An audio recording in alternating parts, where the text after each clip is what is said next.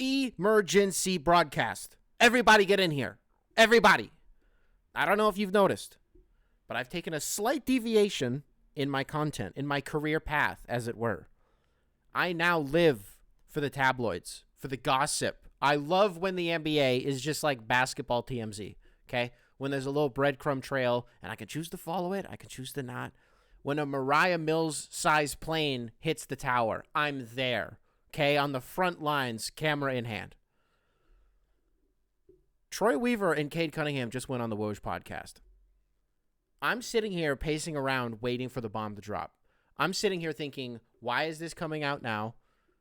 Whose idea was this? Whose party, who initiated this? Whose idea was it to have both of them do separate interviews? I'm thinking about all this shit, right? And you're going to say, you're a dweeb. You're paranoid. You're too online. Guilty as charged, right? But this is what I do. So let me cook. You know what I think is weird? Woj has plenty of coaches on. He has coaches on all the time. And instead, he went for the franchise player. That makes sense. And the general manager. But the general manager won't face the public. He won't speak to the media. He won't even speak to his own local guys, right? Maybe he is behind the scenes, right? Oh, they'll come out and say, we have conversations all the time. Get him on the record. Get him on the record. At least Tom Gores, I can't believe I'm about to say this. Credit to Tom Gores. At least he spoke to the local guys. It was a select group. He handpicked who he wanted to talk to and who he didn't want to talk to. He's still a pussy, but at least he talked to him. Right? Troy Weaver, he went to the feds? He went to Woj? They went on a podcast? We haven't... Troy Weaver's been MIA for months. The Pistons lose damn near 30 games. We can't get an or an out of this guy. And he goes to Woj. He goes to the cops. What the fuck?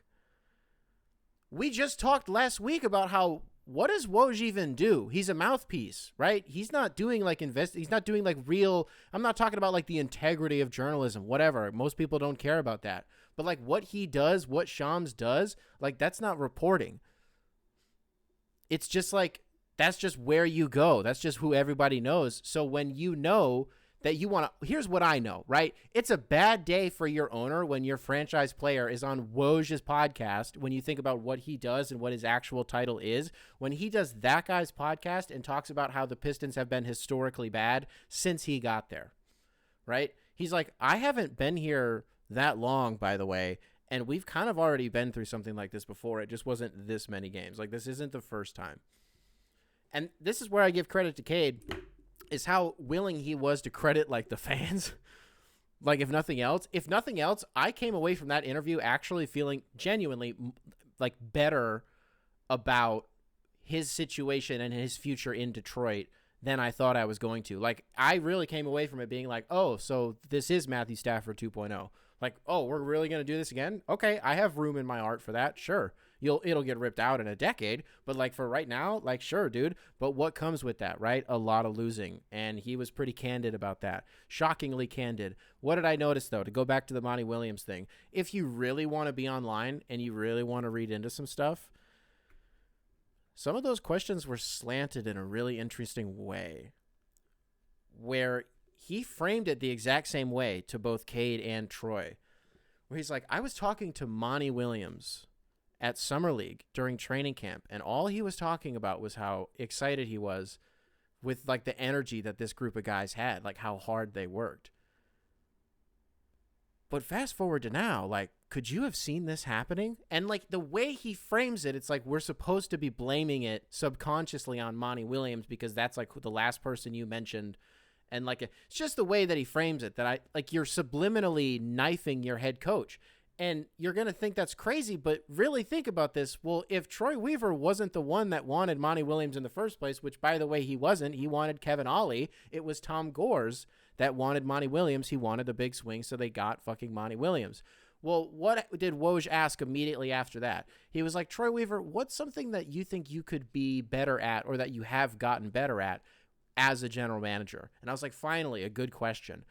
And Troy goes, probably not always being right. And then he gave some bullshit quote where he's like, I can't always get it right, but I can make it right. Shut up. Boo. Tomato, tomato, tomato. But what is he saying really, right? I'm not always going to get my way. And when I don't get my way, I just kind of have to deal with the hand that I was dealt. And in this instance, that's Monty Williams. So then he goes on to talk about like what his relationship is with Monty. And to be fair, basically all the shit that he said was just like what I imagine the relationship is between a GM and a coach, like the coach challenging the GM to like build a better roster, and then the GM being like, no, you have a good roster, like you're just supposed to use it this way and you're just doing it fucking wrong. I suspect maybe there's been a little bit of that. I think it would it would explain a lot of like the weird Ivy stuff, where even if you're not a Jaden Ivey guy, like you got to admit that he's being set up to fail because they won't even play him in these fucking games. But if they're starting him next to Cade, that seems to be going well, right? Then you have a guy like Asar, who just like the Pistons are letting up 150 points in a game, and like their best defender, who is also like their youngest player, like he just like can't get in the game. Like it's weird. Like there's some inexplicable shit that goes on, and whether that's Troy's fault or whether that's Monty Williams' fault, I tend to believe that it's Monty Williams' fault. In this instance, again, because why wouldn't he, like, he's not there to defend himself, and he's kind of getting shit on, again, subliminally, and if you really just have to think about it, maybe I'm thinking about it too hard. Maybe I'm sitting here, and I'm pacing around out here, and this isn't even blipping on people's radars, but I'm sitting here like full Charlie Kelly meme, like literally tinfoil hat, losing my mind. Because I'm like, it's happening right in front of us. Where's the call coming from? I think it's inside the house. Whose idea was this? Whose idea was this? We hadn't heard from this guy in months. And suddenly, Troy Weaver decides it's 2024. Here's my other thing. If you've ever listened to a Troy Weaver press conference before, it's fucking boring. Honestly, it's really boring. It's a lot of like, turn over every stone, and then he'll give some like Weaverism, and he'll talk about like the DMV and like Baltimore, and you're like, okay, like cool, and then like it's over. Didn't he seem like a little energized during this? The responses didn't. I mean, they seemed canned, but they seemed canned in the way that they always do with him, where it's like the way he speaks is just very calculated, you know. But this one definitely felt a little bit more buttoned up. And I was like, because I swear to God, here's how these go. They're having conversations off camera, over text, in person, whatever it is. That way Woj can gather enough information that he knows what questions to ask in order to prop this guy up or to shade whoever they're trying to shade. That's how it goes.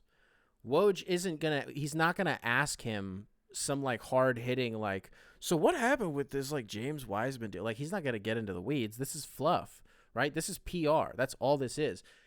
There's a good takeaway is how hard the Pistons are clearly trying, or at least Cade's team individually is trying to like make sure the blame isn't totally on him, or rather the blame is all on him, and we're acknowledging how well he's taking the blame.